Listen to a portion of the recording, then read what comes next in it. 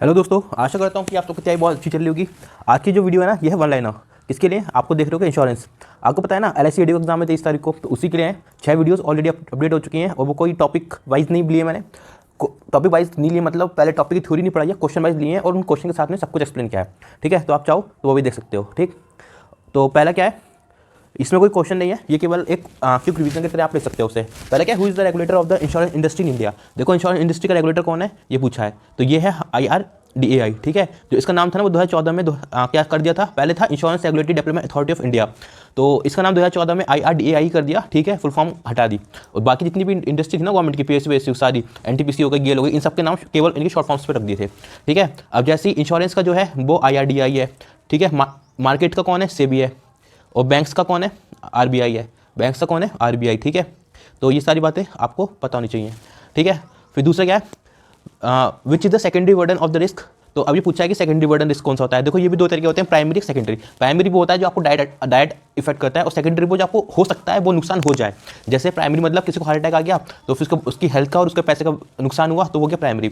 और सेकेंडरी मतलब हो सकता है कि धंधे में आने वाले समय को नुकसान हो जाए, तो वो क्या होता है, सेकेंडरी। तो इसका आंसर क्या लिखा है, setting aside reserve to meet the potential losses of the future. देखा, इसने क्या कहा, कुछ पैसा इसने अपनी सेविंग्स में से या कुछ जो पैसे इसके पास है उसको अलग रखा है, क्या सोच के कि क्या होता है धंधे में आने वाले दिनों में कुछ दिक्कत हो जाए। ठीक है, तो क्या हो गया, सेकेंडरी बर्डन ऑफ रिस्क। ठीक, तो अब देखते हैं अगला। तीसरा क्या है, risk transfer through risk pulling is. देखो, इसको इंश्योरेंस कहते हैं। इंश्योरेंस की बेसिक डेफिनेशन ये होती है कि बहुत सारे लोग जो सेम रिस्क के से एक्सपोजर के होते हैं, वो एक साथ आ जाते हैं और फंड्स इकट्ठे करते हैं, और जिनमें से जिसके साथ वो दुर्घटना हो जाती है उसको वो फंड दे दिए जाते हैं। ठीक है, इसको क्या बोलते हैं, इसको ही बोलते हैं इंश्योरेंस पूलिंग। ठीक है, इंश्योरेंस पेज वैन, इंश्योरेंस कब दिया जाता है, जब आपके साथ दुर्घटना हो जाती है तो आपको वो पैसा दे दिया जाता है जिससे कि आप दुर्घटना से होने वाले नुकसान से उभर सके। When there is a loss of life और एसेट। देखो, जब कोई लेता है, जैसे टर्म प्लान लेता है या, ठीक है, तो वो क्या होता है, वो डेथ पेनल्टी पे दिया जाता है। वो डेथ पेनल्टी बोल रहा हूँ, डेथ पे दिया जाता है। ठीक है, किसी की मृत्यु पे। अब इंसान की तो मृत्यु हो गई, इंसान तो वापस नहीं आएगा इंश्योरेंस से, पर हो सकता है कि केवल यही आदमी हो जिसने जो घर के लिए रोटी कमाता हो। तो अब इसके मरने का घर परिवार जो है वो रोड पे ना जाए, इसीलिए इंश्योरेंस का पैसा क्या आता है, वो उनको आर्थिक मदद देता है। ठीक है, तो इंश्योरेंस इसीलिए इस समय पैसा दिया जाता है। ठीक है, क्वेश्चन नंबर 4 है, 5 है ये 5 है। One of the disadvantage of the insurance is. Insurance का डिसएडवांटेज पूछा है। देखो, जब आप इंश्योरेंस लेते हैं तो उस समय का इन्फ्लेशन कुछ और होगा, और जब आप लेंगे 20-30 साल का, तो 30 साल बाद इन्फ्लेशन कुछ और होगा। तो ये एक क्या इसका डिसएडवांटेज हो गया। ठीक है, अब जो इसका जो रेट ऑफ इंटरेस्ट होता है ना इसे निकालने का, इंश्योरेंस मैच्योरिटी बेनिफिट्स का, वो बहुत टीडियस होता है, डिफिकल्ट होता है। तो एक इंश्योरेंस का डिसएडवांटेज हो गया। ठीक है, ये 2 डिसएडवांटेज होते हैं इंश्योरेंस के। ठीक है, अब वैसे अब डिसएडवांटेज है तो एडवांटेजेस भी होंगे। एडवांटेज क्या है कि ये सिक्योरिटी दे देता है, कुछ सेविंग दे देता है, टैक्स बेनिफिट दे देता है। ठीक है, सिक्योरिटी कैसे, आप तो चले गए पर आपके घर वालों को पीछे कुछ छोड़ जाता है आपके लिए, बहुत सारा पैसा। ठीक है, तो ये सब क्या है, सिक्योरिटी, सेविंग, टैक्स बेनिफिट। अब आप इंश्योरेंस लेते हो तो 80C के तहत आप क्या 1.5 लाख तक का रेबिट वो ले सकते हो ना, टैक्स में छूट ले सकते हो सरकार से। तो क्या हो गया, टैक्स बेनिफिट हो गए। ठीक है, अब कुछ प्लान्स होते हैं जिसमें आपके अलग कैश वॉलेट बनते हैं, तो उससे आपकी सेविंग भी हो जाती है।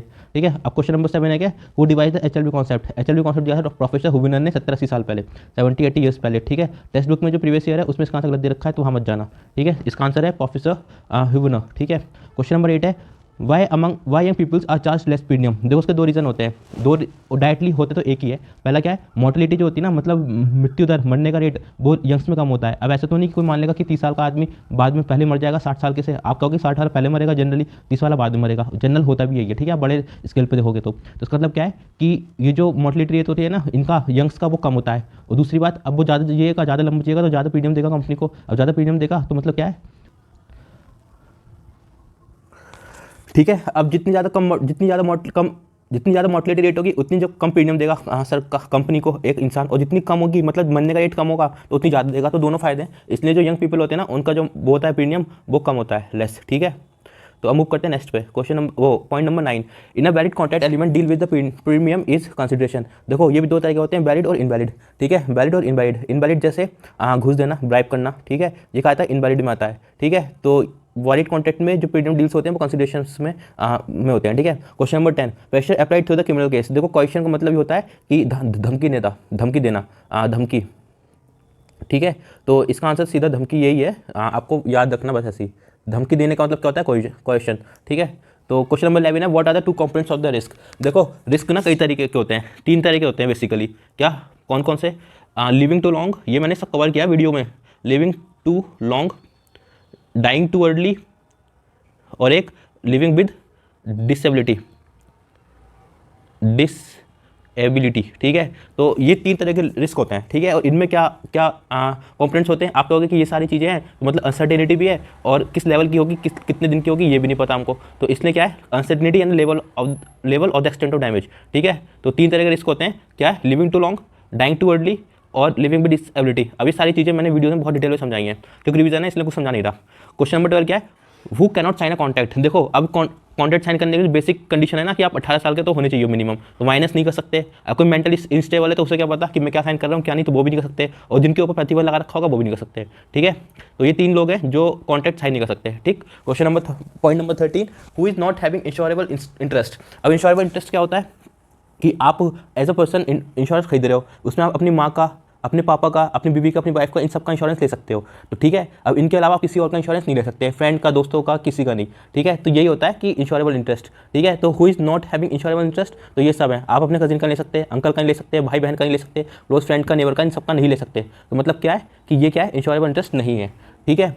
क्वेश्चन वो पॉइंट 14 है, an individual with N aggressive risk profile chooses. अब देखो कोई इंडिविजुअल है जिसको एग्रेसिव है, मतलब को जल्दी से पैसा कमाना है, तो क्या करेगा, शेयर मार्केट से बॉन्ड खरीदेगा, तो ठीक है। तो उसका मतलब उसका मेन एम होता है हेल्थ वेल्थ एक्यूमुलेशन, ठीक। Question point number 15, insurance is only contingency product, ठीक है। देखो 3 तरह के प्रोडक्ट्स होते हैं, और क्योंकि 3 ही तरह के रिस्क होते हैं। पहला फ्यूचर ट्रांजेक्शंस, ये मैंने बहुत डिटेल में समझाएं, उस जो इसकी रेस्पेक्टिव वीडियो है। दूसरा क्या होता है, कंटीजेंसी,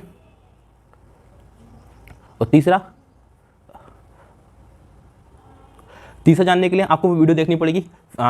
छोटा सा मैं फ्यूचर ट्रांजेक्शन बता देता हूँ, जैसे कि कुछ एक आपकी सेविंग का है, ठीक है। आप सेविंग करते हो, उसका एक हिस्सा क्या करते हो, बचा के रखते हो, काय के लिए, कि मुझे अपनी बेटी की शादी करनी है, अपनी बेटी की शादी करनी है, अपने बच्चों को एजुकेशन को भेजना है। तो इन खर्चों को जो आप पहले से टारगेट करके रखते हो कि ये पैसा इनके लिए है, वो फ्यूचर ट्रांजेक्शन में आता है। इसका फ्यूचर ट्रांजेक्शन का एक पार्ट और है, पार्ट ए हो गया ये जो स्पेसिफिक होता है, वो पार्ट भी होता है जनरल, ठीक है। पार्ट भी जनरल, जिसमें आप कुछ पैसे तो बचा के रखते हो, बट वो किसने खर्च करोगे ये नहीं पता। फॉर एग्जाम्पल, अभी आपको अपना घर अच्छा लग रहा है, कुछ टाइम बाद टाइम चेंज होता है तो आप कहोगे थोड़ा रिनोवेशन करवा लेते हैं। अब जो रिनोवेशन करवाओगे वो पैसा कहाँ से आएगा, तो वहीं से आएगा, ठीक है। दूसरा क्या, कंटीजेंसी। अब आपको कोई बिजनेस है, आपके पास घर है, उसमें आग लग गई, तो अचानक से इतना सारा पैसा कहाँ से आएगा, या कोई आपका जो सोल बेड अंदर है वो मर गया, तो कहाँ से आएगा पैसा, तो वो इंश्योरेंस देता है। अब इसी को बोलते हैं कंटीजेंसी प्रोडक्ट। तीसरा बता दूं क्या, देखो चलो नहीं बता रहा, जाकर देख लेना वीडियो में। Question number 16, point number 16, inflation means rise in prices due to change in economy, ये सब आपको पता ही है, ठीक है। Question number 17, higher the premium paid higher the compensation. ये तो सीधी सी बात है, जितना ज़्यादा प्रीमियम दोगे कंपनी को, उतना ही ज़्यादा आपका कवर होगा, उतना ही ज़्यादा आपको कंपनसेशन मिलेगा, ठीक है। Point number 18, term insurance can be bought both as main policy and rider, बिल्कुल सही बात, ठीक है, ये बिल्कुल सही बात। अब राइडर्स क्या होते हैं, राइडर का मतलब होता है एक्स्ट्रा बेनिफिट्स, ठीक है, एक्स्ट्रा बेनिफिट्स, ठीक है, एक्स्ट्रा बेनिफिट्स, बस इनके लिए आपको एक्स्ट्रा पैसा और एक्स्ट्रा प्रीमियम देना पड़ता है और आपको मिल जाते हैं। जैसे क्रिटिकल हेल्थ हो गया, ठीक है, डबल डेथ प्रीमियम हो गया, ठीक है। टर्म इंश्योरेंस आपको पता होगा मार्केट में सबसे सस्ता होता है, ठीक है। मैच्योरिटी पे आपको ठेंगा मिलता है, मतलब कुछ नहीं मिलता, और 10 से 12 गुना ज़्यादा कर सकते हो, मिनिमम 30 साल, मैक्सिमम 30 साल तक का होता है। इसका एक भाई और होता है, उसका नाम होता है होल लाइफ, वो 99 साल का होता है। ये सब चीज़ें, एंडाउमेंट, टर्म प्लान, ये मनी बैक, सब चीज़ें मैंने बहुत विस्तार में समझाई है, वीडियो नंबर 6 में जाकर देख लेना, ठीक है। A term policy can be converted into whole life policy. देखो होल लाइफ पॉलिसी आ गया, बताया था 99 साल के लिए होती है, ठीक है, 99 साल के लिए। जब और 99 साल का कि आपने अगर 20 से करी तो 20 + 99 नहीं, आपकी एज 99 साल इंश्योर्ड की एज, ठीक है, तब तक रहती है, ठीक है। Question number point number 20, an individual who needs insurance with low budget can opt for term plan. मैंने कहा था ना सबसे सस्ता होता है, इसी में एक और होता है डिक्रीजिंग वाला, डिक्रीजिंग, और ये टर्म प्लान का ही डिक्रीजिंग एक पार्ट होता है, ये सबसे सस्ता होता है इसके अंदर में, ठीक है। इसका क्या होता है कि हर साल जो परसेंटेज होती है ना वो आपके कवर की वो कम होती रहती है, और कितनी कम होगी ये भी आप डिसाइड करोगे, ठीक है। Point number 21, dash plan which gives money at the frequent interval, money back. Endowment का एग्जाम्पल होता है, ठीक है, एंडोमेंट्स का, इसमें आपको फ्रीक्वेंट इंटरवल पे पैसे वापस मिलते हैं, कंपनी इंश्योर कंपनी आपको पैसे देती है, और जो भी पैसा नहीं मिलता, मतलब नहीं ले पाते, वो आपको बाद में मिल जाते हैं। और अगर इंश्योर मैच्योरिटी से पहले अगर डेथ हो जाती है तो पूरा का पूरा पैसा मिलता है, ठीक है। क्या है, plans which gives money at the frequent intervals, instalments given earlier are not deducted if the death occurs in between, ठीक है, यही है, ठीक है। इसका मतलब क्या है कि जो पैसा आपको मनी बैक के तौर पर मिला था, अगर आपकी पॉलिसी मैच्योर होने से पहले, मतलब आप जिसने ली है वो खत्म हो गया, तो मनी बैक का जो पैसा होगा वो डिडक्ट नहीं होगा, आपको पूरा का पूरा टोटल पैसा मिलेगा जितने का कवर है, ठीक है। Point number 22, a person normally saves for immediate needs, contingency and the future, ठीक है, बिल्कुल सही बात है। और जो मैंने ऊपर कहा था 3 तरह प्रोडक्ट्स होते हैं, तीसरा यही है, ठीक है। A person normally saves for immediate needs, सही बात है बिल्कुल, जो इमीडिएट नीड्स होगी उसी के लिए वो चाहेगा ना, एफडी में रखेगा, बैंक में रखेगा, ठीक है। कंटीजेंसीज एंड फ्यूचर, ये मैं फ्यूचर ने आपको बता दिया था, कंटीजेंसी सेकंड पार्ट है, इंश्योरेंस बोलते हैं, ठीक है। और ये इमीडिएट नीड्स वाला जो बैंक में पैसा रखता है आदमी, ठीक है। Point number 23, in traditional plan, इसमें लिक्विड पैसा चाहिए होता है ना इमीडिएट नीड्स में। अब ऐसा तो है नहीं कि इंश्योरेंस को, जैसे आपको अभी पैसा चाहिए और आप इंश्योरेंस का के मैच्योर होने का वेट करोगे, ऐसा नहीं होता ना। तीसरा क्या है, इन ट्रेडिशनल प्लान, देखो दो तरह के होते हैं, ट्रेडिशनल एक नॉन ट्रेडिशनल। जो ट्रेडिशनल वाला है ये सारी यही है, term plan endowment money back, ठीक है। और जो दूसरा होता है नॉन ट्रेडिशनल, ये यूएसए में स्टार्ट हुआ था 1977 में, ठीक है, 1977 में। और मुझे थोड़ा थोड़ा धुंधला याद आ रहा है कि मैंने वीडियो नंबर 6 में शायद 1979 बोला है, तो अगर ऐसा है तो आप चेक कर लेना कि 1977 ही है, ठीक है। और एक बार मैं भी चेक कर लूँगा, कमेंट में लिख दूंगा वहाँ पे, ठीक है। तो ठीक है, ये यूएस में स्टार्ट हुए थे, यूएसए में, ठीक।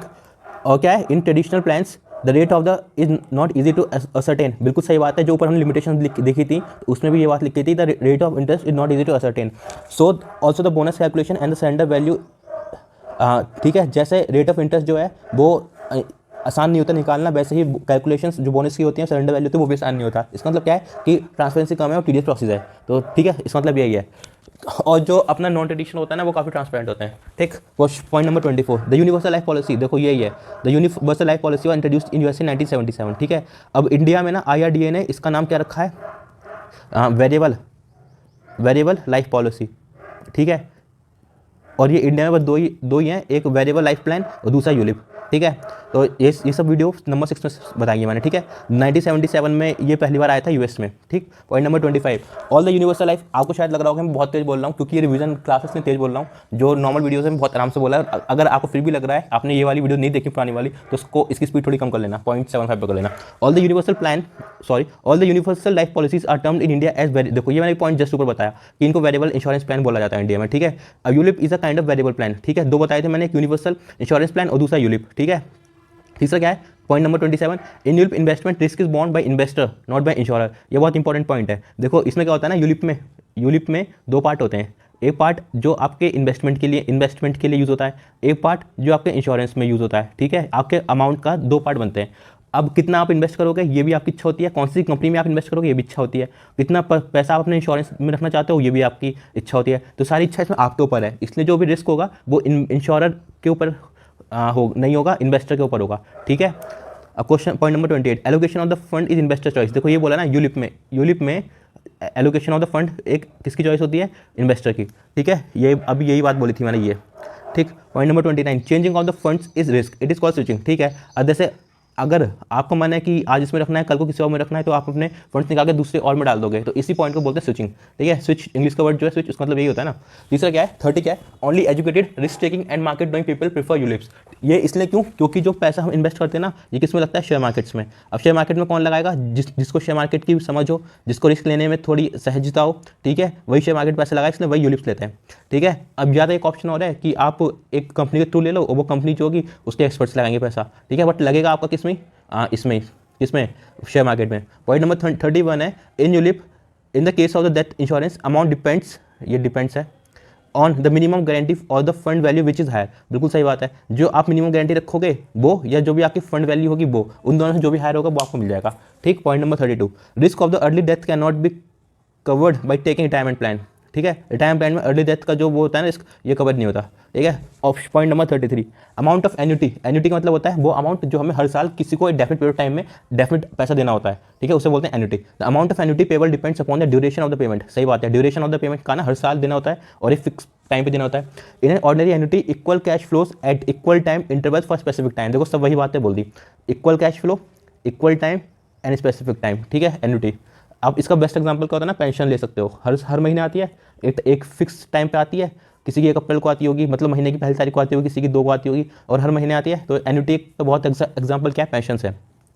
Point number 34, in medical policy the 30 day is allowed as a grace time for renewal, देखो सारी जो मेडिकल पॉलिसीज होती है ना, लाइफ इंश्योरेंस की भी जो पॉलिसीज होती हैं जो ईयरली वाली होती हैं, ईयरली वाली, ठीक है, उनमें भी 30 डेज या 31 डेज जितने दिन का महीना होता है उतने का ग्रेस पीरियड होता है, ठीक है। और जो मंथली होती हैं लाइफ इंश्योरेंस की बात कर रहा हूँ फिलहाल मैं, उनमें 15 डेज का ग्रेस पीरियड होता है, ठीक है, ग्रेस पीरियड। अब आप पूछोगे ग्रेस पीरियड क्या होता है, देखो एक ड्यू डेट होती है ड्यू डेट कि इस डेट तक आपको इंश्योरेंस का पैसा जमा करना है, ठीक है। अगर आप वहाँ तक नहीं करते तो आपको एक महीने का टाइम और मिलेगा, मतलब जितना भी, जैसे मार्च में है ड्यू डेट, ठीक है, तो आपको अप्रैल तक का टाइम और मिलेगा कि अप्रैल में भर दो। तो ये जो अगला महीना है ना, इसको बोलते हैं ग्रेस पीरियड, ठीक है। ये सब चीज़ें मैंने बता रखी हैं, ठीक है। In medical history 30 days allowed as a grace time, ठीक है, फॉर रिन्यूअल, ठीक है। और एक चीज़ और, अगर आप ग्रेस टाइम में किसी को कुछ हो जाता है, आप क्लेम लेने जाओगे तो आपको क्लेम नहीं मिलेगा, क्योंकि ड्यू टाइम में वो ग्रेस पीरियड में क्लेम नहीं मिलता है। और ऐसी लाइफ इंश्योरेंस में अगर किसी को डेथ हो गई और ग्रेस पीरियड है और उसने पैसे जमा नहीं करा, तो ग्रेस पीरियड का जो आपका इंस्टॉलमेंट है ना, प्रीमियम, उससे काट के बाकी अमाउंट का वो दे देंगे। टोटल कहने की बात है, ग्रेस पीरियड का जो पैसा देना होता है वो काउंट करता है, ठीक है, वो नहीं मिलता आपको। Point number 35, paying policy premium before grace period is renewal, ठीक है। Non payment of the premium within the grace time is known as lapse, ठीक है। देखो पहले तो ड्यू डेट आएगी, ड्यू डेट में अगर आपको पैसा दे दिया तो वो हो गया रिन्यूअल, ठीक है। फिर आपको एक महीने ग्रेस टाइम मिलेगा, ठीक है। कितना कितना मिलता है ये मैंने भी ऊपर बता दिया, ठीक है। और अगर आपने ग्रेस पीरियड में भी नहीं पे करा प्रीमियम, तो इसका वो फिर पॉलिसी होती है लैप्स हो जाती है, ठीक है। Paying premium on lapse policy is called revival. अब आप क्या कर रहे हो कि अप्रैल में देना था, ड्यू डेट थी मार्च की, देना ग्रेस पीरियड अप्रैल का था, आपने अप्रैल में देके मई में दिया है, तो क्या होगा, आपका ऊपर पेनल्टी पड़ेगी, इंटरेस्ट पड़ेगा, और जैसे ही आप एरिया जमा कर दोगे प्रीमियम का, तो आपकी पॉलिसी ऑटोमेटिकली रिवाइव हो जाएगी, ठीक है। रिवाइवल भी 3-4 तरीके के होते हैं, एक तो यही हो गया नॉर्मल, एक होता है स्पेशल होता है, एक इंस्टॉलमेंट रिवाइवल होता है, ठीक है। 3-4 तरीके होते हैं, आगे पॉइंट्स में कवर कर रखे हैं वो मैंने, ठीक है। तो revive one has to pay the installment charges, premium dues and interest therefore. देखो मैंने कहा ना कि इंटरेस्ट देना पड़ेगा और प्रीमियम देना पड़ेगा और वो खुद ही रिवाइव हो जाएगी, ठीक। Point number 38, ordinary, special, installments and long term revival are the 4 ways to revive a policy installment. देखो ऑर्डिनरी, जैसे लेस टाइम चल रहा है, आपने प्रीमियम जमा करा, आपके ऊपर इंटरेस्ट लगा कि पेनल्टी पड़ी, और फिर आपके करते ही वो खुद ऑर्डिनरी में मैंने बता दिया। फिर एक स्पेशल हो गई, एक इंस्टॉलमेंट हो गई, एक long term revival. Long term revival मतलब क्या, आपका जो वो होगा ना सरेंडर वैल्यू, उस पर आपको लोन मिल सकता है 90% तक, ठीक है। इंस्टॉलमेंट क्या होता है, जब आप ना ऑर्डिनरी रिवाइवल कर सकते हैं ना स्पेशल रिवाइवल कर सकते हैं, तो आपको जो वो होता है ना पैसा जो आपको प्रीमियम के तौर पे देना होता है, वो आपको इंस्टॉलमेंट में देना पड़ता है, ठीक है। अगर आप वो इंस्टॉलमेंट में देने तैयार हो जाते हैं तो उसे कहते हैं इंस्टॉलमेंट रिवाइवल, ठीक है। अब point number 39, general insurance contracts are indemnity contracts. अब इसका मतलब क्या होता है, इंडिमिनिटी का मतलब होता है कि आपका जो नुकसान हुआ है ना, उस नुकसान की भरपाई करना। मतलब आपकी गाड़ी है 20 लाख की, वो ठुक गई, वो खत्म हो गई, अब वो 20 लाख का तो आपको नुकसान हो गया, तो इंडिमिनिटी का मतलब क्या होता है कि आपको उतनी ही वैल्यू का इंश्योरेंस दे दिया जाएगा या उसके आसपास की, जिससे कि जो आप एक्सीडेंट से पहले जिस स्थिति में जाए ना फाइनेंशियल, वही स्थिति आपकी बाद में हो जाए, ठीक है। तो इसका मतलब होता है इंडिमिनिटी। और लाइफ इंश्योरेंस क्या होता है, ये होता है वैल्यू कॉन्ट्रैक्ट, इसको एश्योरेंस भी बोल सकते हैं। क्या, वो आपको आश्वासन देते हैं कि अगर जिसने इंश्योरेंस लिया अगर उसको कुछ हो जाता है तो कंपनी उसकी फैमिली को बहुत भरपूर पैसा देगी, जितना पैसा उसने फिक्स किया होगा, और उसको रोड पे नहीं आने देगी। तो क्या होता है, वैल्यू कॉन्ट्रैक्ट्स होते हैं। Point number 40, if the moral hazard. देखो मॉरल हजार्ड क्या होता है कि आपने इंश्योरेंस ले लिया, फिर अभी तो आप ना दारू पीते हो ना सिगरेट पीते हो, बहुत ही अच्छे चरित्रवान हो आप, ठीक है। फिर आपने इंश्योरेंस ले लिया, मेडिकल हेल्थ क्लेम ले लिया, फिर उसके बाद कुछ टाइम बाद आपने दारू पीना शुरू कर दिया, चरस गांजा सब खाना कर दिया। तो इसको क्या बोलते हैं, जब आपके फिजिकल, मेंटल और जो फिजिकल लाइफ में आपकी जो सारी आदतें बदल जाती है ना, उसको बोलते हैं मॉरल हजार्ड्स, ठीक है। तो क्या है, if the moral hazard experts not look, it में रिजल्ट इन एडवर्स सिलेक्शन। ये कंपनी वालों के लिए, अगर नहीं देखा आपने उसके खान पान, जैसे हेल्थ इंश्योरेंस लेना है और आपने देखा नहीं वो कितना पी रहा है, कितना नहीं पी रहा, सिगरेट पी रहा नहीं पी रहा, और आपने इसको इंश्योरेंस दे दिया, तो ये आगे ना एडवर्स सिलेक्शन, ठीक है। Point number 41, primary care center is a place way one goes for the initial treatment. ये तो सबको पता है। Point number 42, network hospital give treatment, they have sign MOU with the insurance. अब नेटवर्क हॉस्पिटल्स क्या होते हैं, एक इंश्योरेंस कंपनी है, ठीक है। अब उसने कुछ डॉक्टर्स से, कुछ हॉस्पिटल से अपने बुक बना रखे होंगे, टर्म्स बना रखे होंगे, ऑफिशियल टर्म्स, कि अगर इसको कुछ हो जाता है तो ये आपके पास आएगा, हमारा इंश्योरर इंश्योर्ड पर्सन, तो उसका आपको ट्रीटमेंट करना है। तो ये क्या होता है, ये नेटवर्क हॉस्पिटल होता है, जिसका नेटवर्क होता है ना इंश्योरेंस कंपनी के साथ में, से बोलते हैं network hospitals. Cashless means a bill paid directly by the company to the hospitals, ठीक है। कैशलेस मतलब ये नहीं कि आपने क्या करा, प्लास्टिक मनी से पैसा दे दिया, आपने दिया तो उसका मतलब नहीं है कैशलेस। कैशलेस मतलब आपकी जगह पे आपकी जो कंपनी है अगर वो पैसा देगी आपके ट्रीटमेंट का या खर्चे का, तो उसको बोलते हैं कैशलेस, ठीक है। Point number 43, TPA, third party administrator, इसकी फुल फॉर्म याद कर लेना, केवल फुल फॉर्म है, ठीक है। Point number 45, portability means switching policy from one company to another without losing benefits. आप ये तो आपको पता ही ना, फोन में आता है मोबाइल नंबर पोर्टेबिलिटी, तो ये पोर्टेबिलिटी का मतलब सब में सेम ही होता है कि आपके बेनिफिट्स जो हैं वो नहीं लूज होंगे और आप एक कंपनी दूसरी कंपनी में जा सकते हो। Point number 46, domiciliary treatments can be given when a person cannot be moved from house after 3 days of suffering either due to immobility or want of bed in the hospital। Domicile से मतलब समझ जाओ ना, domicile मिलता है ना आपको कि आप इस घर के निवासी हैं, कि इस राज्य के निवासी हैं, या इस शहर के निवासी हैं। उसी समझ जाओ कि अगर आप अपने घर से नहीं जा रहे, इनिशियल 3 दिन का ट्रीटमेंट के बाद भी नहीं जा पा रहे, आइदर आप जाने के लायक नहीं है या आपको हॉस्पिटल में जगह नहीं मिल रही, तो क्या है, आपको डोमिशनरी ट्रीटमेंट मिलेगा, ठीक है। दो ही कंडीशन है कि 3 दिन तक अगर आप नहीं जा पा रहे या आपको बेड नहीं मिल रहा। कीमैन इंश्योरेंस जो है बिजनेस इंश्योरेंस होता है। देखो keyman insurance is a contracted to business profitability. अब इसमें क्या है, एक आदमी होगा कंपनी में, की मैन, ठीक है, की मैन, की मतलब इंपॉर्टेंट। अब आपने उसकी काबिलियत का इंश्योरेंस करवा लिया, अब मानो उससे कुछ हो गया, वो मर गया, तो क्या है, कंपनी ने तो की मैन इंश्योरेंस दे रखा था, अब कंपनी को पैसा मिल जाएगा, ठीक है। जो इसमें इंश्योरेंस की वैल्यू होगी ना, वो उस बंदे की काबिलियत का इंश्योरेंस कंपनी ने करवाया है, तो कंपनी को ही पैसा मिलेगा, ठीक है, उस बंदे के घर वालों को नहीं। क्योंकि इसलिए समझ में आया, ये बिजनेस प्रॉफिट वाला है, ठीक है। की मैन इंपॉर्टेंट पर्सन, ठीक है। Mortgage limitation insurance is connected housing loans, बिल्कुल सही बात है। देखो ये जो होता है ना मॉर्टेज, मैंने अभी आपने भी ऊपर देखा था टर्म इंश्योरेंस, टर्म इंश्योरेंस का एक टाइप था डिक्रीजिंग। अब इस डिक्रीजिंग का ही एग्जांपल है मॉर्टगेज, ठीक है। अब मैंने कहा था डिक्रीजिंग में कवर जो है हर साल कम होता है। अब देखो आप अपने घर पे, आपने घर लोन पे लिया, ठीक है। अब आप नहीं चाहोगे कि लोन के टाइम में आपको कुछ हो जाए, अगर कुछ हो जाता है तो आपके फैमिली वालों को ना देना पड़े, ठीक है। तो आप क्या करते हो, मॉर्टेज लोन ले लेते हो, ठीक है, मॉर्टेज हाउस लोन ले लेते हो। तो जब तक आपका हाउस का लोन चलेगा तब तक ये इंश्योरेंस चलेगा। अगर आपको कुछ हो जाता है तो आपका जो हाउस का लोन था ना, वो सब ये इंश्योरेंस कवर कर लेगा, और कुछ नहीं होता तो ये नल वॉइड हो जाएगा। अब जैसे आप हर साल आप लोन लेते हो, तो अगर इनिशियली 10 लाख का है तो फिर अगले साल 9 लाख का रह जाएगा, 8 लाख का रहेगा, मतलब कम होता चला जाता है। तो ये डिक्रीजिंग वाला, ठीक है। MRI क्या होता है, MRI is example of decreasing term loan, ये ना मॉर्टेज रिडीमेशन इंश्योरेंस, ठीक है, is an example of decreasing term plan, ये मैंने बताया था, मॉर्टेज इसका एग्जाम्पल है, ठीक है। पॉइंट 50 है, a policy taken under MWP can not be attached in the court, safe from the creditor, no loan can not be assigned. ये MWP क्या है, ये MWP जो है ना, MWP जो है ये क्या है, एप्लीकेशन ऑफ इंश्योरेंस है, एप्लीकेशन ऑफ इंश्योरेंस। इसका मतलब क्या होता है, मैरिज, वीमेन, प्रॉपर्टी, 1987 में आया था शायद ये, ठीक है। अब इसमें क्या होता है, इसमें ट्रस्ट बनते हैं, आप जिसकी शादी हुई है वो महिला और उसके जिसका इंश्योरेंस है उसके बच्चे, उनको ट्रस्टी बनाया जाता है, ट्रस्टी उनके बच्चों को बनाया जाता है, और जो पैसा है वो ट्रस्टीज को, मतलब उसके बच्चों को या उसकी वाइफ को मिलता है। और इसकी सबसे इंपॉर्टेंट बात क्या है कि सेफ है क्रेडिटर्स से, ठीक है, लेनदारों से सेफ है ये, ठीक है। इसके ऊपर कोई लोन नहीं है और ये किसी और को साइन नहीं हो सकता, केवल ट्रस्टीज को साइन हो सकता है, ठीक है। Point number 51, in WP policies the beneficiaries are wife, major children और all money is paid to the trustee. ये 3 पॉइंट मैंने अभी आपको बताई दिए थे। Point number 52, insurance cost gives HSA या most rebates, advisers in not suppose to pay any rebate, ठीक है। अब रिबेट्स क्या होती हैं, रिबेट्स भी 2 तरीके की होती हैं, 2 तरीके की। पहला आपको मिलेगी किस पे, प्रीमियम पे, पता नहीं प्रीमियम को मैं प्रीमियम क्यों बोलता हूँ हमेशा, और दूसरा किससे मिलेगी, टाइप ऑफ पेमेंट पे। अब देखो प्रीमियम क्यों बोला मैंने, कि इसमें क्या होता है ना, कंपनी जो है आप अपने जो एजेंट की जो कमीशन है उसका एक हिस्सा काट के आपको दे देगी। अब एजेंट की इनकम का भले कटौती हुआ, पर आपको तो उसमें रिबेट मिल गया ना, डिस्काउंट मिल गया। और दूसरा क्या है, टाइप ऑफ पेमेंट। अब देखो अगर आप ऑफलाइन पेमेंट करोगे तो आपको जाना पड़ेगा उस कंपनी के ऑफिस में, अब ऑफिस चलाने के लिए स्टाफ चाहिए, कंप्यूटर्स चाहिए, बहुत सारी चीज़ें चाहिए। और आप ऑनलाइन पेमेंट करोगे तो स्टाफ से आपकी कोई जरूरत ही नहीं है, पार्किंग का खर्चा नहीं है, कुछ भी खर्चा नहीं है, तो सीधे आपको कंपनी का आपने पैसा बचाया। तो इसका मतलब क्या है, वो कंपनी कहेगी आपने हर पैसा बचाया तो थोड़ा सा फायदा आप भी ले लो। तो पेमेंट, ये जो रिबेट्स होती हैं 2 तरीके की होती हैं, ठीक है।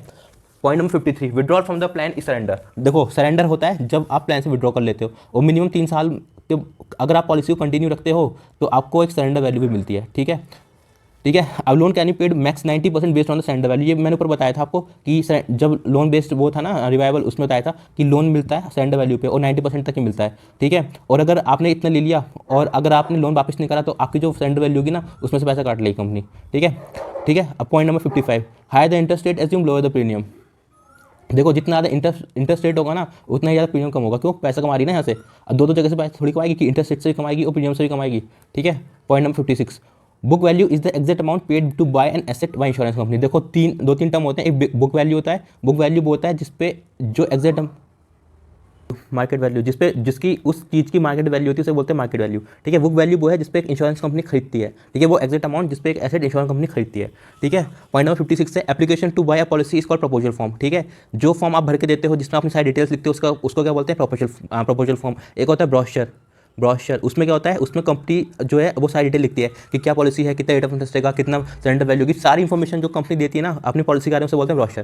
प्रपोजल फॉर्म होता है जिसमें आप भर के देते हो, अपनी सारी डिटेल्स भरते हो। Underwriter read and assess the risk. Underwriters कौन होते हैं, अंडरराइटर कंपनी के वो लोग होते हैं जो आपके भरी हुई जानकारी के हिसाब से सारी कैलकुलेशन करेंगे कि इस आदमी को लोन देना चाहिए, वो इंश्योरेंस देना चाहिए कि नहीं देना चाहिए, वो पर्सन को बोलते हैं वो अंडरराइटर्स, ठीक है। इन्फॉर्मेशन अब कैसे, देखो एक थोड़ा सा बता देता हूँ कि आपको हेल्थ इंश्योरेंस खरीदना है। अब हेल्थ इंश्योरेंस उसको देंगे ना जो दारू ना पीता हो, जो नशे ना करता हो, ठीक है। तो ये सारी चीज़ें देखेगा अंडरराइटर, ठीक है। अब ये सारी चीज़ें एक्सेस को अच्छी स्टडी करने के बाद वो डिसाइड करेगा ना कि किसी को देना है कि नहीं देना, तो ये अंडरराइटर्स का काम होता है, ठीक। Point number 58, information given in a proposal form is material facts. तो ये मटेरियल फैक्ट्स क्या होता है, अभी मैंने बताया ना कि आपको सारी जानकारी देनी पड़ती है कि आपकी हैबिट्स क्या हैं, आपका प्रोफेशंस क्या है, आपकी एज क्या है, ये सारी चीज़ें क्या होती हैं, मटेरियल फैक्ट्स होती हैं।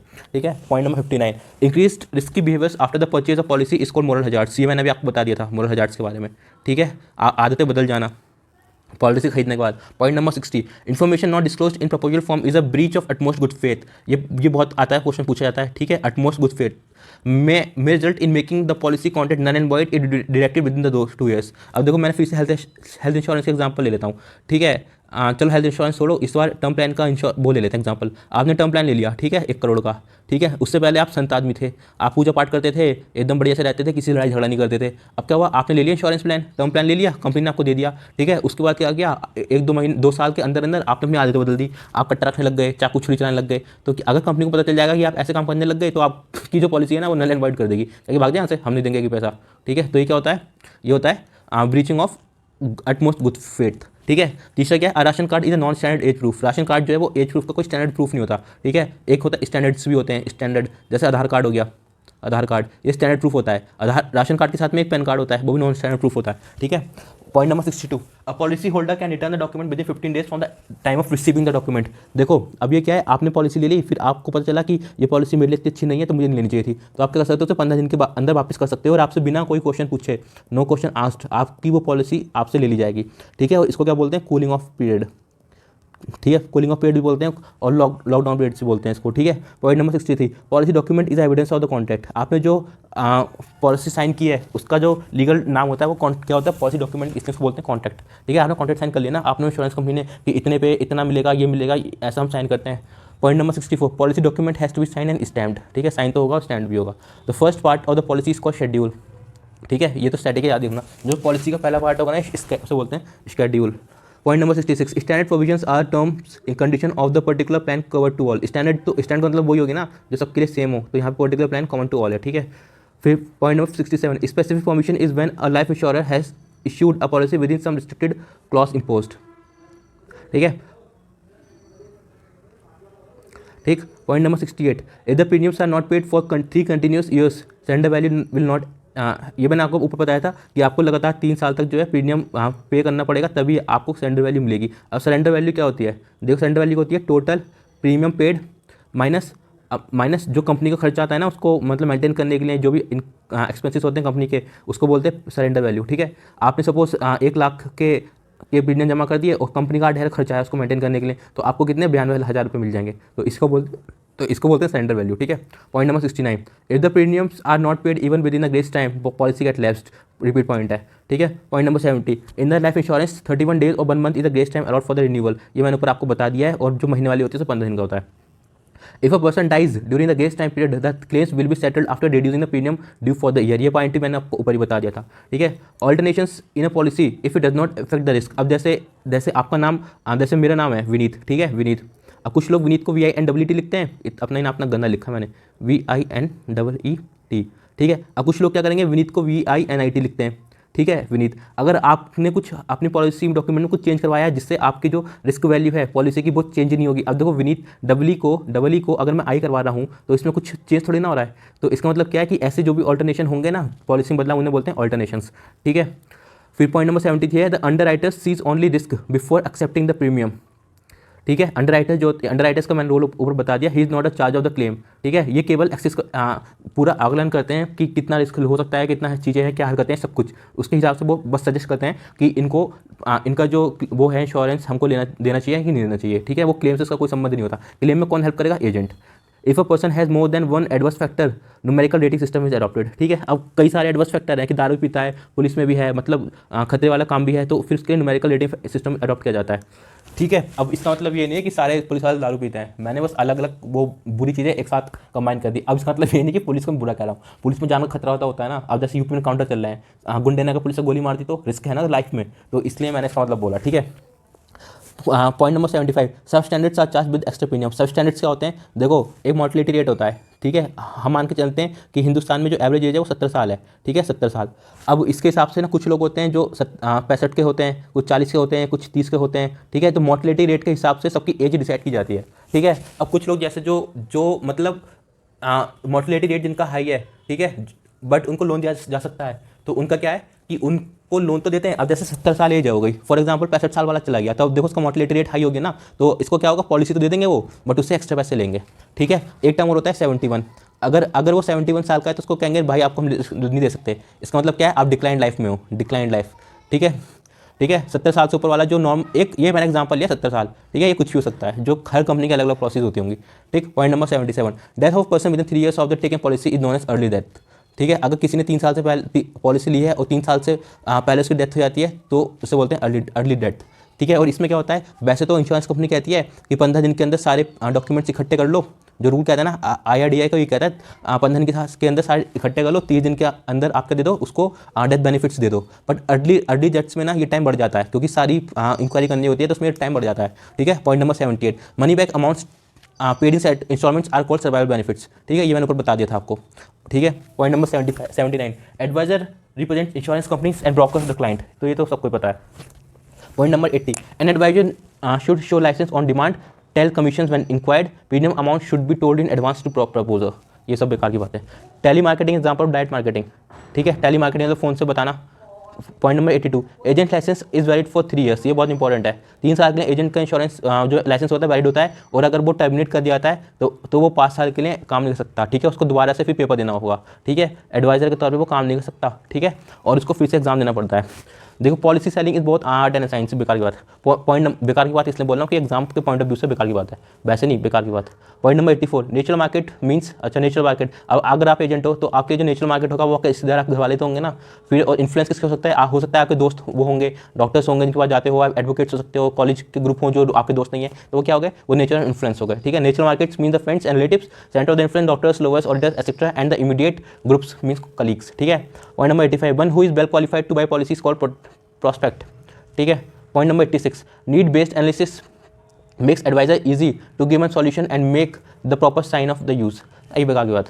Point number 87, reliability, empathy, responsiveness are all the adviser service quality. देखो, जो भी अच्छी बातें होंगी ना वो एडवाइजर की सर्विस क्वालिटी में आप गिन लेना। ठीक है, ethical behaviour helps to build trust, ethical behaviour भी आ जाएगा इसमें। ठीक है, ठीक है, पॉइंट नंबर 89, एथिकल बिहेवियर मतलब क्या है कि कोई पॉलिसी है उसमें जो एजेंट है वो अपना नुकसान केवल अपना फायदा ना देख के ना दोनों का फायदा देखे, तो उसको बोलते हैं एथिकल बिहेवियर। ठीक है, इससे ट्रस्ट बनाने में कामयाबी मिलती है। Point number 89, punctual, appropriate and confident make advice successful. देखो, सब अच्छी अच्छी बातें लिखी हैं। IGMS, ये कैपिटल एस होगा यहाँ पे। ठीक है, IGMS का मतलब होता है इंटीग्रेटेड गिवरेंस मैनेजमेंट सिस्टम, ये IRDAI ने लॉन्च किया था। ठीक है, अपने कस्टमर्स की बेहतरी के लिए। ठीक है, इसकी फुल फॉर्म इंपॉर्टेंट है, इंटीग्रेटेड मैनेजमेंट सिस्टम। ठीक है, पॉइंट नंबर 91, देखो, above 21 lakhs and up to 1 crore cases are heard by the state consumer commission. देखो, ये 3 होते हैं, एक होता है डिस्ट्रिक्ट, एक होता है स्टेट, एक होता है नेशनल। अप टू 20 लाख होता है डिस्ट्रिक्ट में, डिस्ट्रिक्ट फोरम में, 20 to 100 लाख होता है स्टेट में, और अबव 100 होता है नेशनल में, अबव 100। ठीक है, ये सारी चीज़ें मैंने वीडियोज़ में बहुत डिटेल में बताई हैं। ठीक है, point number 92, a shopkeeper need not advise about best product, failing to do so is not a valid consumer complaint. ठीक है, ये अगर आप कस्टमर से आप दुकान पे जाते हो, कहते हो भैया बताओ अच्छा प्रोडक्ट कौन सा है, वो कह देता है ना कि जो आपको अच्छा लग रहा है वो अच्छा है, कि मैं नहीं बता पाऊंगा आपको, तो इसका मतलब ये नहीं कि आप कंज्यूमर में जाकर कंप्लेंट कर दोगे ऊपर। ठीक है, ये कोई वो नहीं है, क्या जुर्म नहीं है उसका। ठीक है, पॉइंट नंबर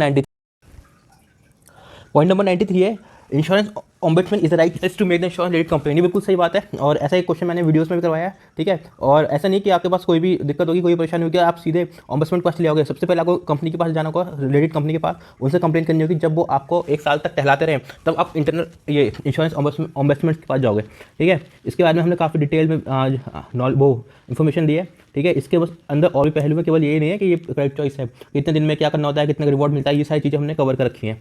ठीक है, अब एक स्टडी डेटा है कि जो ऑफिस है वो 12 जगह होता है। Point number 95, complain has to be given in writing, no fees charge. और नो फीस चार्ज के साथ में एक चीज़ बता दूं कि एडवोकेट की जरूरत भी नहीं होती है। ठीक है, ये सारी चीज़ें उस वीडियो में हमने ऑलरेडी कवर कर चुके हैं बहुत डिटेल में। देखो, ombudsman will give his decision in 30 days। ठीक है, 30 दिन में डिसीजन देता है। ठीक है, और इसके अलावा भी बहुत चीज़ें होती है।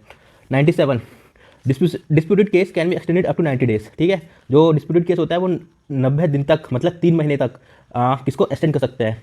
His final reward is binding on insurer not on the policy holder. जो भी ये ओम्बुड्समैन बोलेगा, लोकपाल बोलेगा, ये इससे इंश्योरर को मानना ही पड़ेगा। ठीक है, और जो टाइम दिया जाता है इसके लिए होता है 15 days। ठीक, 98, ombudsman will entertain cases with in 1 year after refusal bye the company. देखो, 1 साल तक अगर आपको टहलाता रहे, मतलब 365 डेज से कम डेज तक अगर आपको टहलाती रहेगी कंपनी, तो फिर आप ओम्बुड्समैन के पास जा सकते हो। ठीक है, टिल विद इन 365 1 days। ठीक है, पॉइंट नंबर 9 है rejected case of the consumer forums courts will not be taken up by the ombudsman. ठीक है, ठीक है, कंज्यूमर फोरम का जो केस रिजेक्ट हो जाएंगे ना, वो ये नहीं लेंगे। ठीक, point number 100, so also one has to exhaust method of redressal in the complaint desk and CRM। CRM क्या होता है? Customer relationship management. No one can directly go to the ombudsman without settling internally. मैंने भी बोला था ना कि सबसे पहले आपको कंपनी के पास जाना पड़ेगा, इंश्योर कंपनी के पास में। अगर वो आपको टलाते रहेंगे तो 365 दिन के अंदर आप जा सकते हो किसके पास? इनके पास। ठीक है, पॉइंट नंबर 101 क्या है? रेगुलेटर ऑफ, ये तो मैंने आपको पहले ही पॉइंट बताया था कि बैंक रेगुलेटर RBI है और शेयर्स का रेगुलेटर SEBI है। 80C ये मैंने अभी ऊपर बताया था जब उसमें आया था इंश्योरेंस में, टैक्स बेनिफिट वाले में। 80C जो होता है इससे आप 1.5 लाख तक का वो ले सकते हैं, रिबेट ले सकते हैं इसमें टैक्स में। और 80D क्या होता है? ये सीनियर सिटीजन्स को के लिए होता है, 30,000 से लेकर 20,000 तक का इसमें फ़ायदा मिल जाता है।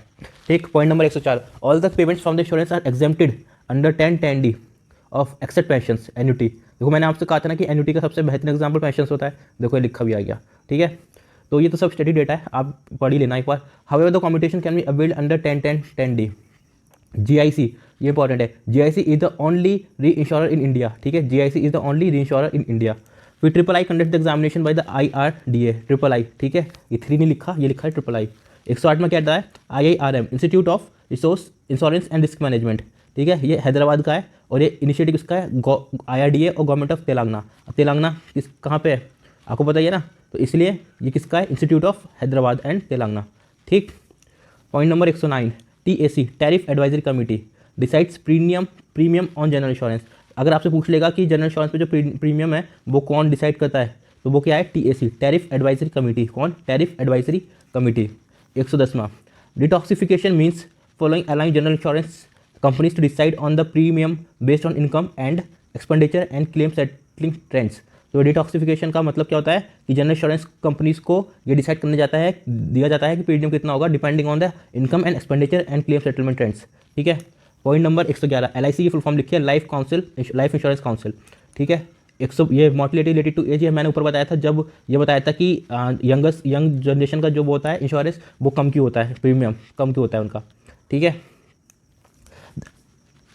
अब ये क्या है? एक्चुअली ज़्यादा premium calculator they submit the profit and loss account and the functioning of an insurance company. ठीक है, ये बेहतर टर्मिनोलॉजी कोई इंपॉर्टेंट नहीं है एग्जाम के हिसाब से। बैंक और insurance through bank they are only intermediaries. देखो इसमें बैंक और एश्योरेंस दोनों मिल गया ना, बैंक और इंश्योरेंस, तो इसको बोलते हैं बैंक इंश्योरेंस। ठीक है, अब इंश्योरेंस कंपनी जब बैंक बेचती है, इंश्योरेंस पॉलिसी जब बैंक बेचेगा तो इसको ये बोलते हैं बैंक इंश्योरेंस। ठीक है, अब टेली मार्केटिंग हमने ऊपर ही पढ़ा था, telemarketing example direct marketing by insurance companies. ठीक है, ये हमने ऊपर पढ़ लिया था। 116, सर्वेयर और the loss assigner are attest to fix और assess the worth of a property. ठीक है, ठीक, IMSA क्या होता है? Insurance market place standard association have issued guidance to conduct business in honest way. ठीक है, IMSA की फुल फॉर्म आ सकती है ज़्यादा से ज़्यादा क्या? Insurance market place standards association. ठीक है, insurance market place standards association. MDRT full form क्या होता है? Table $1 million round table consist of several leading advisor 76 country. MDRT की फुल फॉर्म क्या है? $1 million राउंड टेबल। M से मिलियन, D से डॉलर, R से राउंड, T से टेबल। ठीक है, IMSA की फुल फॉर्म क्या थी? इंश्योरेंस मार्केट प्लेस, ठीक है, स्टैंडर्ड्स एसोसिएशन। देखो अब point number 119, death during the grace period will given alter. ये मैंने पॉइंट आपको बता चुका हूँ ऊपर। ठीक है, इसमें क्या लिखा है कि death during the grace period will give an alter deduction of the premium और लोन ड्यू। मैंने कहा था ना कि अगर ग्रेस पीरियड में अगर आप तक नहीं जमा किया होगा तो वाली इंस्टॉलमेंट कट करके आपको बाकी का जो वो होगा वो दे देंगे। In mediclaim in the grace period no medical bills are payable, ये भी मैंने आपको ऊपर बता दिया था। ठीक है, however no renewal prior to the grace time entitles continuity of the benefits, ये सारी बातें मैंने आपको ऊपर बता दी थी। 120, postmortem income reports are asked in additional to norms forms required to access a death claim in the case of death due to accidents mother suicide. ये तो सब आम बात है, सबको पता है। Children arrear not bread winners so risk commencing age is deferred, बच्चों के लिए होता है। देखो अब ये क्या? एक्सीडेंट बेनिफिट राइडर्स जो होते हैं ना, राइडर्स मैंने बताया था वैल्यूएटेड होते हैं क्या? एडिशनल बेनिफिट्स, ये 18 से 70 साल के जो लोग होते हैं बस उनको दिए जाते हैं। ठीक है, मैंने ऊपर एक बताया था डिक्लाइनिंग लाइफ, तो उसका एग्जाम्पल ले सकते हो कि इससे ऊपर का जो होगा वो डिक्लाइनिंग लाइफ वाला हो गया, उसको राइडर बेनिफिट नहीं मिलेगा। राइडर मैंने बता चुका ऊपर, sum assured put together can not exceed. अच्छा, ये इसका मतलब क्या है? जो राइडर, देखो आप अगर टर्म इंश्योरेंस लोगे साथ में राइडर्स लोगे तो आपको राइडर्स का अलग से पैसा देना पड़ता है। ठीक है, बट ये कह रहा है कि जो पॉलिसी है उसके 100% से ज़्यादा का जो वो होता है ना सम एश्योर्ड, वो नहीं हो सकता। ठीक है, देखो sum assured put together can not exceed 100% of the main policy sum assured, ठीक। और ऐसे इसका प्रीमियम का होता है, प्रीमियम का कितना 30% का। The premium of the Riders put together can not should not exceed 30% of the main policies annualise premium, ठीक है। 30% याद रखना है, 30% है, ये 100% है, ठीक है। अब देखो normally 30 days are given for settling out of death claim, 180 days with inquiry of early death. ये मैंने आपको ऊपर बता दिया था कि 30 दिन का टाइम दिया जाता है, 15 दिन डॉक्यूमेंट कलेक्ट करने के, 30 दिन में सेटलमेंट के, और अर्ली डेथ में 80 दिन का टाइम, 180 दिन का टाइम दिया जाता है, ठीक। Early death is a 3 year from the consignment commencement of the policy, ये भी मैंने ऊपर बता दिया था, ठीक। Point number 127, suicide cases are not given death claim up to 1 year from document of DOC, मतलब क्या था, डॉक्यूमेंट ऑफ कंसाइनमेंट, ऊपर का डेट ऑफ कंसाइनमेंट, ठीक है, of policy. However the 80% of the premium paid is return, ठीक है। देखो अगर 1 साल से पहले सुसाइड कर लिया तो जो क्लेम होगा ना वो नहीं मिलेगा, पर जो आपने प्रीमियम भरा होगा उसका 80% अमाउंट आपको दे दिया जाएगा वापस, ठीक है। Even in the moral hazards में ऊपर बता चुका हूँ, even in the moral hazard cases cost can refund premium paid after deducting the admin charges, ये सब मैं आपको ऊपर ऑलरेडी बता चुका हूँ। देखो उसकी पीडीएफ जो है ना आपको कहाँ मिलेगी, आपको मिलेगी टेलीग्राम चैनल पे। टेलीग्राम का नाम क्या है, कॉन्सेप्ट CEPT बिना स्पेस के वर्धनम, BARDHANAM, ठीक है। टेलीग्राम पे सारी पीडीएफ देता हूँ मैं, ठीक है, हाथों हाथ, तो वहाँ से डाउनलोड कर लेना, ठीक। आगे क्या है, assignment cancels all nomination except when assign to the insurance policy, ठीक है। ये सारे पॉइंट्स ऑलरेडी कवर हो चुके हैं। MWP फुल फॉर्म होता थी मैरिज क्या थी, मैरिज वुमेन प्रॉपर्टी एक्ट, ठीक है, नीचे लिखी है, ज़्यादा दिमाग मत मानना, ठीक है। और इसमें मैंने बताया था कि ट्रस्टी बनाए जाते हैं वाइफ और सन्स या जो भी चिल्ड्रंस हैं, वो पैसा ट्रस्टी को दिया जाता है, कोर्ट से कोई सेटलमेंट नहीं होता, कोई वाइडर नहीं होता, कुछ नहीं, काफ़ी चीज़ बता दी थी ऊपर ही, ठीक। Point number 131, paid up values is calculated based on the term vest, ठीक है, अगेंस्ट टोटल टर्म, ठीक। 132, paid up multiplied by SBF gives surrender value, surrender value क्या होती है मैं ऊपर बता चुका हूँ आपको, ठीक है। Loans can be decided based on the surrender value, ये भी मैंने आपको बता दिया था कि 90% तक दे सकते हैं, मैक्सिमम 90%, ये देखो वापस सब रिपीट ही हो रहा है। Interest not paid on the loan if exceeds, ये बता दिया, surrender value cost will issue 30 day notice and policy will foreclosed. अच्छा ये 30 दिन वाला है, देखो अगर आपने ये लिया लोन लिया और आप अगर वापस नहीं दे पाए तो सरेंडर वैल्यू से काट लिया जाता है, ठीक है। और अगर इंटरेस्ट नहीं पे किया, इंश्योरेंस कंपनी 30 दिन का नोटिस दे सकती है, ठीक है, एंड पॉलिसी विल बी फोरक्लोज्ड, ठीक है। 30 डेज याद रख लेना इसमें, 30 डेज क्या याद रखोगे, 30 day. Insure to avail the non particular cost insured can surrender और मेक पॉलिसी पेड अप, ठीक है। अगर आपसे कोई गलती आती है तो आपको वो बंद करना पड़ता है, ठीक है। Age age increases the risk increases, सब सेम रिपीट पॉइंट है। People of the young age and the one who is recently employed should take an insurance cover, सब रिपीट पॉइंट है। Aggressive risk profile earns mutual funds और shares, repeat point, repeat मतलब ऊपर में सब बता चुका हूँ। ये share is the kind of the wealth accumulation product, बता चुका हूँ। मिसिंग पर्सन, देखो अगर कोई अज्ञात आदमी हो गया, उसको 7 साल तक नहीं देखा गया तो उसको हम मृत घोषित कर देते हैं, ठीक है। Missing person claim can be made after 7 years as per the Indian evidence act, ठीक है, ठीक। 142, missing man claim is possible only with court decree for presumption of the death, ठीक है, तो अगर कोर्ट बोलेगा तभी। Indemnity bond has to be submitted while taking the claim amount, ठीक है, ये सब मैं आपको बता चुका हूँ ऊपर ही। 1/3 competition received is deferred annuity is accepted under 10D, देखो ये 10D याद रख लेना, ऊपर बताया ना 10D 80C 80D, ये सारे पॉइंट्स याद रख लेना, ठीक। Insurance cover loss of the income due to death of the bed winner, pension compensate stoppage of salary after retirement, insurance की केवल फुल फॉर्म वो बता रहा है कि इंश्योरेंस होता क्या है। 146, principal compliance officer is appointed to monitor anti money laundering, इसका मतलब क्या होता है, इलीगल तरीके से इलीगल पैसा इन मार्केट में को चलाने को बोलते हैं मनी लॉन्ड्रिंग, ठीक है।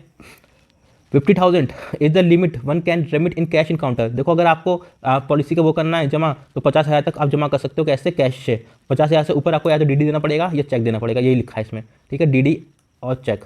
Section 45 gives indisputability clause power to the insurance company, ठीक है। इंडिस्प्यूटेबिलिटी क्लॉज ऑफ पावर किस कौन देता है, सेक्शन 45 सेक्शन 45, ठीक। Turn around fix period of complain is 10 days, ठीक है। Turn around time fix for the complaints is 10 days।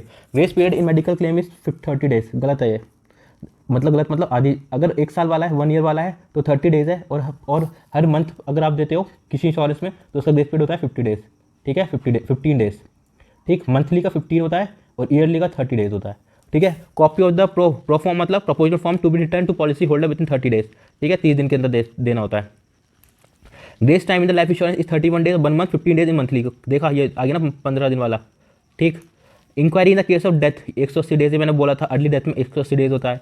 Suicide case clause में 1 साल से पहले अगर कर लिया होगा किसी ने तो उसको पैसा नहीं मिलेगा, पर 80% ऑफ द प्रीमियम जो पे किया होगा वो से रिफंड हो जाएगा। अब क्या है, insurance is not for making profit. Insurance लोगों को अपने पुरानी फाइनेंशियल स्थिति में लाने के लिए होता है। Insurance will not prevent happening on the risk but make good the loss some to extent, सब ऊपर बोल चुके हैं। Insurance companies insurance compensate in the case of economic loss. IDA is the monitor and keeps vigil over all insurance activities in India. No policy can be surrendered within 3 years. देखो 3 साल से पहले आप पॉलिसी सरेंडर नहीं करते। जब आप 3 साल से पहले कसरत डेट के बाद करते हो तो आप किसके लिए एलिजिबल हो जाते हो? सरेंडर उसके लिए, किसके लिए? सरेंडर वैल्यू के लिए, ठीक है। Lock in period in ULIP is 5 years, 5 साल तक आप उसको तोड़ नहीं सकते, ना पैसा निकाल सकते, ऐसा कुछ होता है, ठीक है। Missing man can be declared as a dead on the presumption of the death by a valid court degree after 7 years as per the Indian evidence act. However an indemnity bond has to be executed if as in the case of the lost original bond of indemnify insurance company in case the missing person reports letter, ठीक है। ये सब मैंने आपको ऊपर बता दिया था कि 7 साल तक किसी को आप वो से पहले आप किसी को मरा या वो नहीं कर सकते, और अगर आप 7 साल के बाद कोई आ जाता है तो फिर उसके लिए इंडिमनिटी इंश्योरेंस कंपनी को क्या करना पड़ता है? रिपोर्ट करना पड़ता है, ठीक है। तो ये थे अपने 161 पॉइंट्स, और केवल नाम के 161 थे, बाकी मैंने आपको बहुत ज़्यादा बताया है, और मेरे ख्याल से इसमें से काफ़ी चीज़ें आपको एग्जाम में देखने को मिल सकती हैं, और अगर नहीं भी देखने मिली फिलहाल के लिए बोल रहा हूँ, बट आपका इससे बहुत बढ़िया रिवीजन हो गया होगा। तो हम मिलेंगे अगली वीडियो, तब तक जय हिंद। और टेलीग्राम चैनल क्या है? टेलीग्राम है अपना कॉन्सेप्ट CONCEPT वर्धनम VARDHANAM वर्धनम। इस पर आपको PDF मिल जाएंगी, ठीक है। तो इसको भी ज्वाइन कर लेना। इंस्टाग्राम का नाम भी यही है, फेसबुक का नाम भी यही है, सब जगह अपना एक ही नाम है। चलो मिलते हैं आप कल।